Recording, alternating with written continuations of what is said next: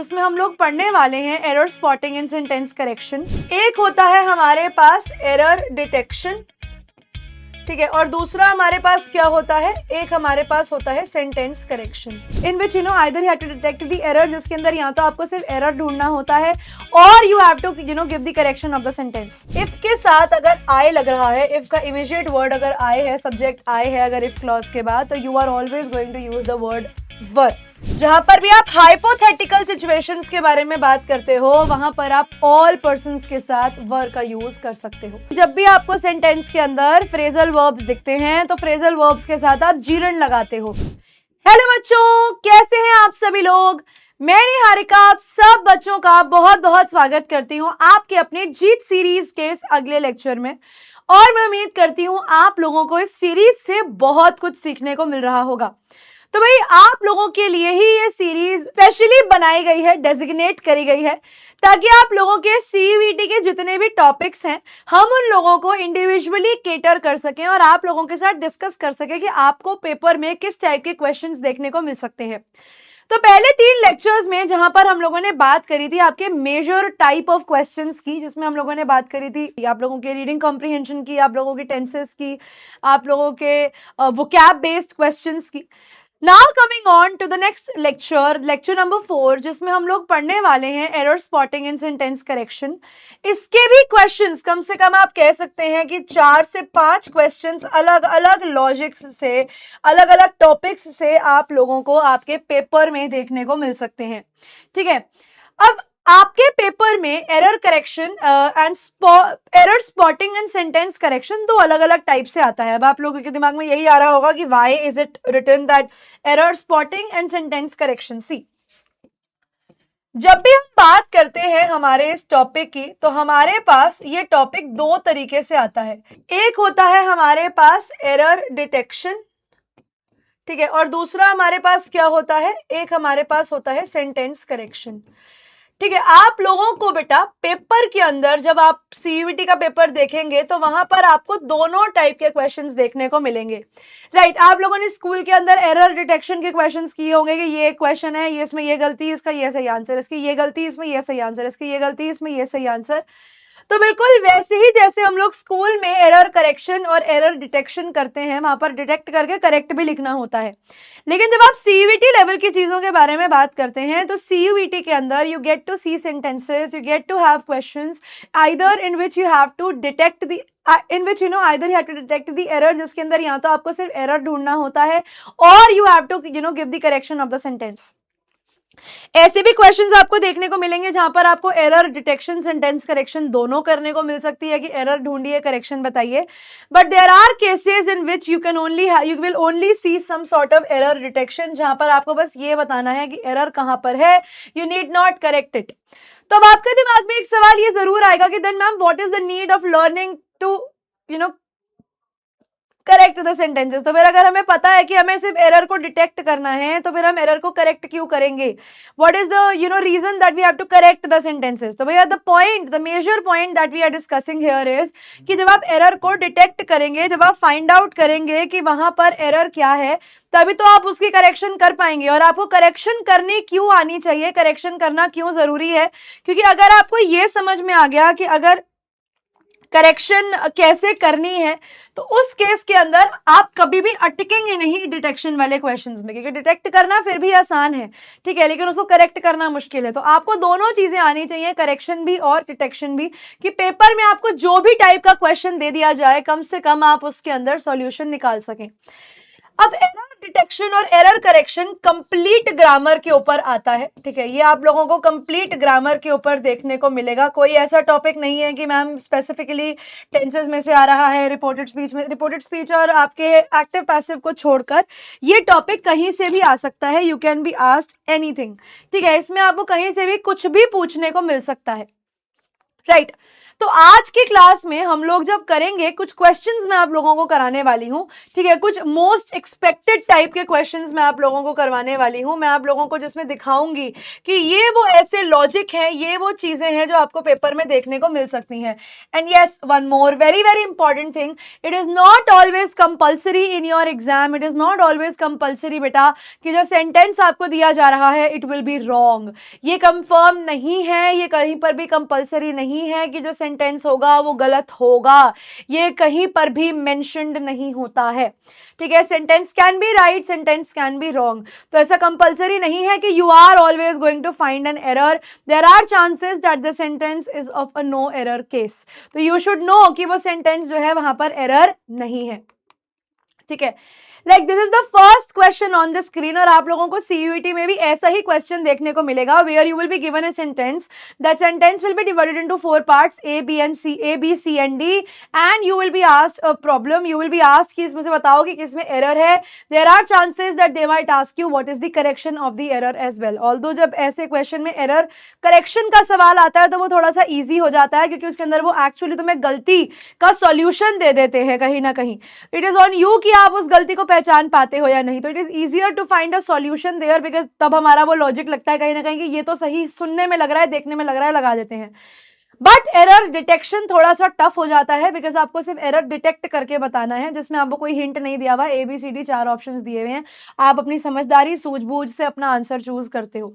Like for example, the first sentence you are given here is, if I was you, I would take the next flight to Delhi. Yeah, again you will have a fifth option as well that says no error. ठीक है, I will write NE which means no error. अब इस case के अंदर you will take your time and you will see, if I was you, I would take the next flight to Delhi. And काफी बच्चे ऐसे होंगे जिनको इस सेंटेंस के अंदर कोई एरर दिखेगा ही नहीं, who will all see and who will all feel कि मैम इसमें तो कोई गलती है ही नहीं, but there is a mistake here. Whenever you see a if clause, ठीक है, whenever you see a if clause, और अगर if के बाद आपको I देखा हुआ मतलब देखने को मिलता है, कि अगर आपको देखने को मिला कि if के बाद सीधा I लगा हुआ है, तो उसके बाद आप was का यूज नहीं करोगे। if के साथ अगर I लग रहा है, if का immediate word अगर I है, subject I है अगर if clause के बाद, तो you are always going to use the word were। जैसे if you would have heard if I were you, ठीक है, if I were you, लेकिन फिर आप कहेंगे मैम क्या फिर if she were you भी ठीक होगा, तो नहीं भैया नहीं, तो if she was, ठीक है, सिर्फ I ही ऐसा केस है बेटा जो वर को उठाता है। तो यहां पर आप लोगों को आई होप मिस्टेक बहुत क्लियरली दिख गई होगी। तो क्वेश्चन दिया गया है, if I was you, I would take the next flight to Delhi। तो यहां पर जो मेजर गलती आप देख पा रहे हैं वो है was की, यहां पर was नहीं लगेगा, यहां पर आप लोग वर यूज करेंगे। और बेटा इसका रूल क्या है कि अगर if क्लॉज के बाद आपका सब्जेक्ट I है तो उसके बाद you are always going to use the helping verb were there instead of using was। But will the same rule apply to she, he and other pronouns as well? तो no, ऐसा नहीं होगा। बाकी जो भी प्रोनाउन होगा verb उसके according ही लगेगा। I is an exception here, I के साथ आप लोग हमेशा वर लगाते हो। एक एग्जाम्पल मैंने आप लोगों को बताया है, if I were you। आप लोगों के क्लास 9th में एक चैप्टर भी था इफ आई वर यू करके, याद होगा है ना। तो यहाँ पर बेटा आपके पास एक प्रॉपर सॉल्यूशन भी है, यहाँ का हिंट भी दिया हुआ है प्रॉपर, तो आप पढ़ सकते हो आफ्टर द क्लास। यहाँ पर होगा if I were you I would take the next flight to Delhi. Hint है यहाँ पर कि आप सब्जंक्टिव यूज करते हो अनरियल सिचुएशंस के लिए। और एक्सप्लेनेशन ये है कि हाइपोथेटिकल और अनरियल कंडीशंस में अबाउट द प्रेजेंट इंग्लिश में हम लोग वर यूज करते हैं, not was, for all person. ठीक है, इफ आई वर यू, तो ये एक सब्जंक्टिव मोड है, you are not mentioning here, but यहाँ पर you are definitely referring to a unreal condition. ठीक है, आप किसको रेफर कर रहे हो? एक अनरियल कंडीशन को। अब जैसे मैंने इफ शी वर, इसके साथ भी ये सही होता, ठीक है, इफ शी वर हेयर, ठीक है, she would have helped you. जहां पर भी आप हाइपोथेटिकल सिचुएशंस के बारे में बात करते हो वहां पर आप ऑल पर्सन्स के साथ वर का यूज कर सकते हो। ठीक है, now see this one, neither the teacher nor the students was ready to accept the new schedule, and again you have the fifth option that says no error. ठीक है, तो अब यहां पर now this comes from subject verb agreement का rule, कि जहां पर भी आप लोगों को देखने को मिल जाए नाइदर नॉर का केस, ठीक है, जहां पर भी आप लोगों को देखने को मिल जाए आइदर और का केस, जहां पर भी आप लोगों को देखने को मिल जाए नॉट ओनली बट ऑल्सो का केस, इन सब केसेस में always follow the second subject. यहाँ पर आप लोग क्या करते हो, यहाँ पर आप लोग सेकेंड सब्जेक्ट को फॉलो करते हो। जो भी आपका सेकेंड सब्जेक्ट होता है आपका वर्ब उसके अकॉर्डिंग लगता है, राइट। तो यहाँ पर अब आप देखिए सेकेंड सब्जेक्ट क्या है, तो नाइदर द टीचर्स, तो ठीक है द टीचर ये हो गया आपका first subject, nor the students, यहाँ पर सेकेंड सब्जेक्ट कौन है, स्टूडेंट्स। स्टूडेंट्स कैसे दिए गए हैं, प्लूरल दिए गए हैं। वर्ब क्या दिया गया है, वॉज दिया गया है, तो यहाँ पर क्या लग जाएगा, वर लग जाएगा। तो हमारी गलती कहाँ पर निकल कर आती है, ऑप्शन नंबर बी में निकल कर आती है। तो you have to understand the fact कि आपको गलती निकालना और गलती को ठीक करना दोनों चीजें आनी चाहिए। If you are aiming for CUET आपको दोनों चीजों के ऊपर आपकी कमांड होनी चाहिए। तो जैसा कि मैंने आप लोगों को बताया कि सब्जेक्ट वर्ब अग्रीमेंट का एक रूल होता है कि if you have neither nor either और नॉट ओनली बट ऑल्सो, तो you have to always follow the second subject and put verb accordingly. और आप क्या करते हो, और आप उसके अनुसार जो है बेटा अपना वर्ब लगाते हो। तो यहाँ पर जो आप वर्ब लगाओगे वो अपने सेकंड सब्जेक्ट के बाद, सेकंड सब्जेक्ट के अनुसार लगाओगे, राइट, क्लियर।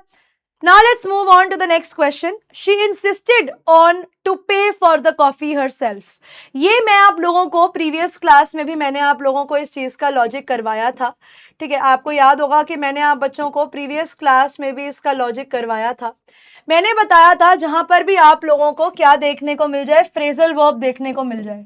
क्या देखने को मिल जाए, मैंने बताया था जहां पर भी आप लोगों को फ्रेजल वर्ब देखने को मिल जाए उसके बाद आप लोग क्या यूज करते हो, जीरंड यूज करते हो। जीरंड वर्ड का मतलब क्या होता है कि आपके वर्ब के साथ आप आईएनजी यूज करते हो जो एक्ट करता है, क्या, एक्ट एज अ नाउन। लेकिन यहां पर आपको क्या देखने को मिल रहा है, टू पे देखने को मिल रहा है। यानी यहां पर आपको क्या देखने को मिल रहा है, आपको इन्फिनिटिव देखने को मिल रहा है। इन्फिनिटिव का मतलब होता है जब आप टू के साथ वर्ब का फर्स्ट फॉर्म लगाते हो, ठीक है। लेकिन मैंने आपको क्या रूल बताया था कि जब भी आपको सेंटेंस के अंदर फ्रेजल वर्ब्स दिखते हैं तो फ्रेजल वर्ब्स के साथ आप जीरंड लगाते हो। तो यहां पर क्या हो जाएगा, शी इंसिस्टेड ऑन टू पे नहीं लगेगा, यहां पर सिर्फ एक वर्ड लगेगा जो कि होगा paying. So she insisted on paying for the coffee, ठीक है। ये चीज को याद रखना, ये एक बहुत गोल्डन रूल है। It is a very very important rule जो आप लोगों को पेपर में सीयूईटी में देखने को मिलेगा। और आप देख भी पा रहे हो कि आपने लास्ट क्लास में मेरे साथ जो टॉपिक किया जिसके अंदर हम लोगों ने एमसीक्यू करे थे, फिल इन द ब्लैंक्स करे थे, उसमें भी आपको ऐसा क्वेश्चन देखने को मिला है फ्रेजल वर्ब और जीरंड्स वाला। और यहां पर भी आपको एरर करेक्शन में भी सिमिलर काइंड ऑफ क्वेश्चंस देखने को मिल रहे हैं। तो ये बहुत इंपॉर्टेंट है कि फ्रेजल वर्ब्स जहां पर आपको दिखे, पहली बात तो आपको फ्रेजल वर्ब, आपके जो वर्ब है उसके साथ करेक्ट प्रेपोजिशन का यूज करना है। सेकेंडली उसके बाद आपको जीरंड लगाना है, इन्फिनेटिव नहीं लगाना है। इन्फिनेटिव मैंने क्या बताया, इन्फिनेटिव वो फॉर्म्स ऑफ वर्ब्स होते हैं जिनके साथ आप 2+V1 लगाते हो, ठीक है। ये भी यहाँ पर रूल भी लिखा हुआ है। करेक्ट पैटर्न होता है इंसिस्ट ऑन, उसके बाद आईएनजी फॉर्म लगता है, तो इंसिस्ट ऑन पेइंग होगा, या फिर इंसिस्ट टू पे और इंसिस्ट ऑन टू पे, ये दोनों चीजें गलत है, ठीक है, clear.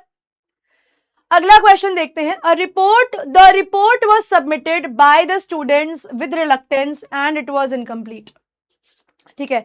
Now take your time, read the sentence twice, either pause the video and see the sentence once again.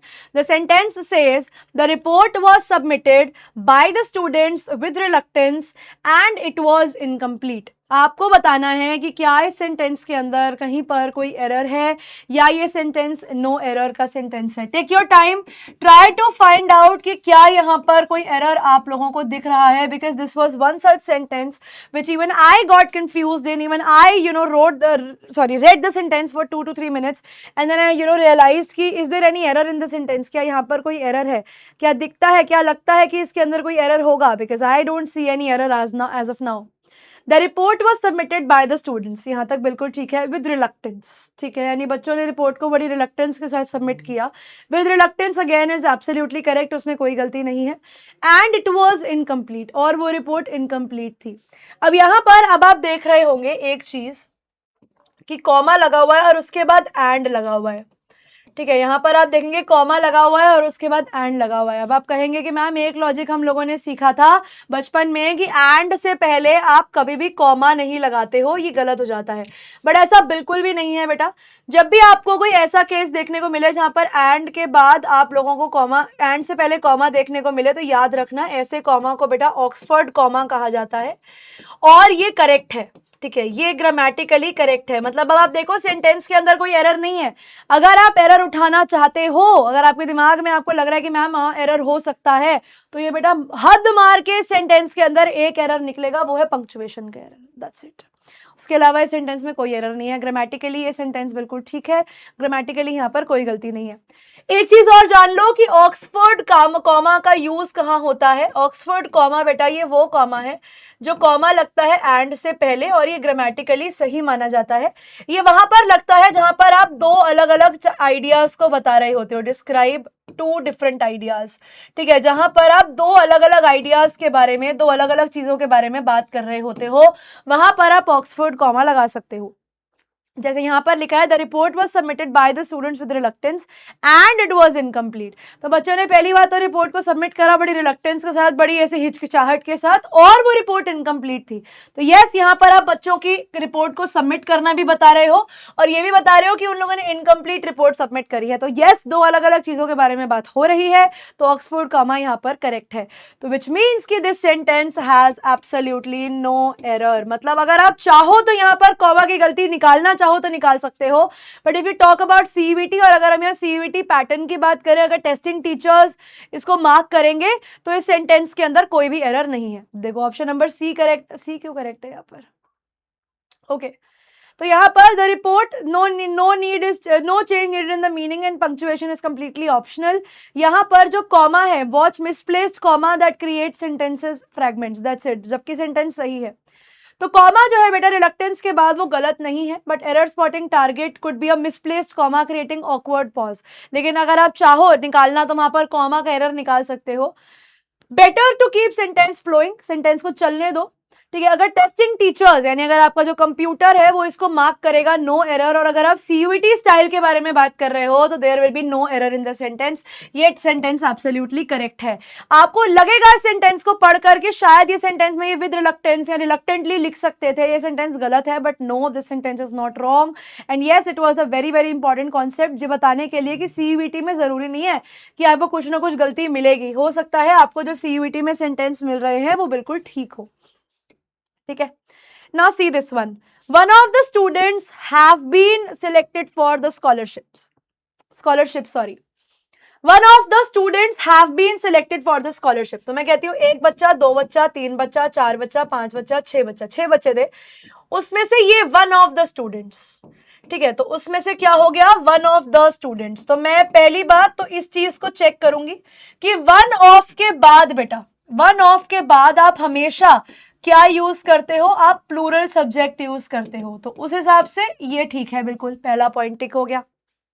ठीक है, मैंने क्या पढ़ा? मैंने पढ़ा वन ऑफ। अगर मानो आपको कुछ ऐसा देखने को मिल जाए वन ऑफ द स्टूडेंट, तो एक बच्चा, लेकिन कितनों में से एक बच्चा, ये तो आपने बताया ही नहीं, बहुत सारे बच्चों में से एक बच्चा। तो याद रखना वन ऑफ के बाद हमेशा, ठीक है, याद रखना वन ऑफ के बाद आप हमेशा प्लूरल सब्जेक्ट लगाते हो, मगर मगर मगर मगर मगर लगाते हो सिंगुलर वर्ब। क्यों? क्योंकि इतने सारे बच्चों में से आप सिर्फ एक के बारे में बात कर रहे होते हो। इतने सारे बच्चों में से आपकी जो बात हो रही होती है वो सिर्फ एक के बारे में हो रही होती है ना? और वो एक के बारे में यहाँ पर क्या बात हो रही है? तो यहाँ पर लिखा हुआ है हैव बीन, तो हैव बीन नहीं होगा, यहाँ पर हो जाएगा हैज बीन। यानी जिस पॉइंट में एरर है वो है आपका ऑप्शन नंबर बी। तो जब भी आपको वन ऑफ वाला केस आ जाए, वन ऑफ के केस की एक स्पेशलिटी याद रखो, वन ऑफ के बाद हमेशा प्लूरल सब्जेक्ट लगता है कि one of the students, one of my friends, one of my sisters, one of my classmates. ठीक है, it is always going to be plural, but the verb that you are going to use with it has to be singular. वो verb हमेशा singular होगा क्योंकि इतने सारे लोगों में से आप एक के बारे में बात कर रहे हो। In that case it will be singular. तो यहाँ पर हैव बीन नहीं होगा, हैज बीन होगा, और इसका एक्सप्लेनेशन यहाँ पर लिखा हुआ है, तो you can go to go through it later on. Now see this one. Despite of the rain the match continued as scheduled या नो एरर। नाउ इस सेंटेंस में तुम लोगों को लगेगा ही नहीं कोई एरर है, क्योंकि ये सेंटेंस में डिस्पाइट ऑफ द रेन है, कहेंगे मैम डिस्पाइट ऑफ ठीक तो है, मतलब अगर हम डिस्पाइट ऑफ लिखते हैं मैम, हम इन स्पाइट ऑफ लिखते हैं तो दोनों तो ठीक, आप इन स्पाइट ऑफ को तो ठीक कहते हो, मतलब अगर हम ये लिख दें कि इन स्पाइट ऑफ रेन, ठीक है, in spite of the rain, अगर ये लिखा जाए the match continued as scheduled, तो मैम इस सेंटेंस में 1% भी एरर नहीं होता, ये सेंटेंस तो बिल्कुल ठीक है, यस बिल्कुल ठीक है। लेकिन याद रखना बेटा कि डिस्पाइट के साथ, ठीक है, इन स्पाइट ऑफ बिल्कुल ठीक है, डिस्पाइट का और इन स्पाइट ऑफ का मीनिंग बिल्कुल सेम होता है, इसके बावजूद, है ना, इन स्पाइट ऑफ मतलब इसके बावजूद, इनका मतलब सेम होता है, same meaning but rule different. तो आप बेटा डिस्पाइट ऑफ नहीं करते हो कभी भी, despite of is a wrong concept, despite of नहीं चलता, डिस्पाइट अपने आप में काफी है। तो despite the rain, despite the rain is going to be the correct option. तो डिस्पाइट ऑफ द रेन नहीं होगा, डिस्पाइट द रेन होगा, ऑफ यहां पर नहीं लगेगा, डोंट यूज ऑफ हेयर। तो गलती हो जाती है आपके ऑप्शन नंबर ए में, और करेक्शन क्या है, despite the rain. You can see the correction also, यहां पर डिस्पाइट द रेन चलेगा बेटा, यहां पर आपको ऑफ नहीं लगाना है, ठीक है, क्योंकि डिस्पाइट को ऑफ की जरूरत नहीं है।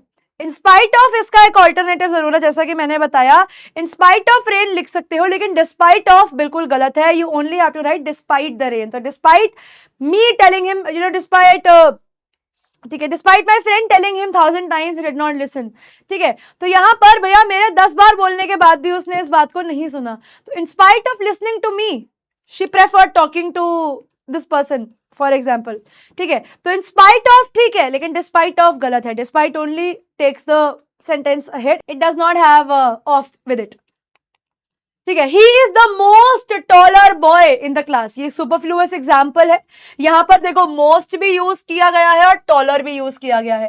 पहली बात तो यहां पर अगर आप मोस्ट लगा रहे हो तो टॉलर मत लगाओ, ही इज द टॉलर बॉय तो नहीं जाएगा, यानी यहां पर गलती मोस्ट में नहीं है, क्योंकि द लगा दिया है और कोई सॉरी कंपैरिजन में नहीं दिया गया है, तो ये तो सही दिया गया है, तो यहाँ पर गलती किस में है, टॉलर बॉय में है, तो ठीक है। और देखो मोस्ट की गलती है, यहाँ पर आप मोस्ट नहीं लगा सकते, क्योंकि टॉल है, सिंगल सिलेबल वाला वर्ड है, क्या है भैया, सिंगल सिलेबल वाला वर्ड है, सिंगल साउंड वाला वर्ड है, एक बारी में बोल कर देखो, tall, short, small, hot, cold, एक बारी में निकल जाते हैं शब्द मुंह से, तो इनके साथ आप क्या लगाते हो, टॉल के साथ आप लगाओगे EST, तो ये हो जाएगा आपका टॉलेस्ट एंड नॉट टॉलर। और मोस्ट मोर कहाँ लगता है, अगर आपको इसकी भी कंफ्यूजन है तो जान लो भैया, मोर और मोस्ट लगता है 2 या 3 सिलेबल वाले वर्ड में। अब आप कहेंगे मैम जैसे एग्जाम्पल, लाइक फॉर एग्जाम्पल मैंने आपके लिए वर्ड लिखा ब्यूटीफुल, अगर मैं इसको तोड़ दूं तो BAUT ठीक है, मैं लिख देती हूं हार्ड वर्क इंग, इनको बोलकर देखो ब्यूटीफुल, हार्ड वर्किंग, ये टूट रहे हैं साउंड्स के अंदर, तो इनके साथ आप मोर और मोस्ट यूज करते हो, इनके साथ EREST यूज नहीं होता, ठीक है। और इनके साथ जो सिंगल सिलेबल वाले हैं, इनके साथ आप मोर और मोस्ट नहीं लगाओगे, तो आपके दिमाग में ये आएगा कि मैम फिर हम एग्जैक्टली गलती मार्क किस में करेंगे, ए में करेंगे या बी में करेंगे। तो टेक्निकली अगर आपको कोई ऐसा क्वेश्चन पेपर में देखने को मिल जाए जहां पर आपको 2 जगह पर गलती दिख रही है, ए में भी दिख रही है, देखो 2 वहां पर मोस्ट भी लिखा हुआ है और इधर टॉलर बॉय भी लिखा हुआ है, यानी दोनों में टेक्निकली गलती है, तो यहां पर जहां पर आपको मेजर गलती देखने को मिल रही है ना, आप उसको करेक्ट कीजिए, आप ऑप्शन नंबर बी के साथ जाइए। अब इसका मतलब ये नहीं है कि मैम तो क्या मतलब हमारा ये मोस्ट वाला गलती तो मोस्ट की भी थी, तो मोस्ट टॉलेस्ट तो नहीं होता, सिर्फ टॉलेस्ट होता है, यानी हम इसको यूज करेंगे या इसको यूज करेंगे, तो ये मोस्ट का क्या होगा। ऐसे केस के अंदर अगर आप कहीं फंस जाए, ठीक है, जहां पर आपको ये लगे कि मैम ये कुछ टाइपिंग एरर है, कुछ एरर दिख रहा है हमें सवाल के अंदर, कुछ पक्का गड़बड़ है, तो हम कैसे चूज करेंगे कि हमें एग्जैक्टली क्या करना है। आपको पता है कि ए में भी आपको एरर दिख रहा है और आपको पता है कि आपको बी में भी एरर दिख रहा है, ऐसे क्वेश्चन के अंदर आप कुछ भी मार्क करके आ जाओ, ठीक है, ए बी में से, नॉट CD, ए बी में से आप कुछ भी मार्क कराओ। ऐसे क्वेश्चन के अंदर बेटा अगर वो क्वेश्चन सच में कंफ्यूजिंग होगा और किसी ने ए मार्क करा होगा, किसी ने बी मार्क करा होगा और दोनों में गलती होगी, तो ऐसे क्वेश्चन के अंदर आपको ग्रेस मार्किंग मिल जाएगी। लेकिन ग्रेस मार्किंग सिर्फ तभी मिलेगी जब आपने उस क्वेश्चन को अटेम्प्ट किया होगा। अगर आपने उस क्वेश्चन को अटेम्प्ट नहीं किया है, नो अटेम्प्ट है, तो नो मार्क्स है।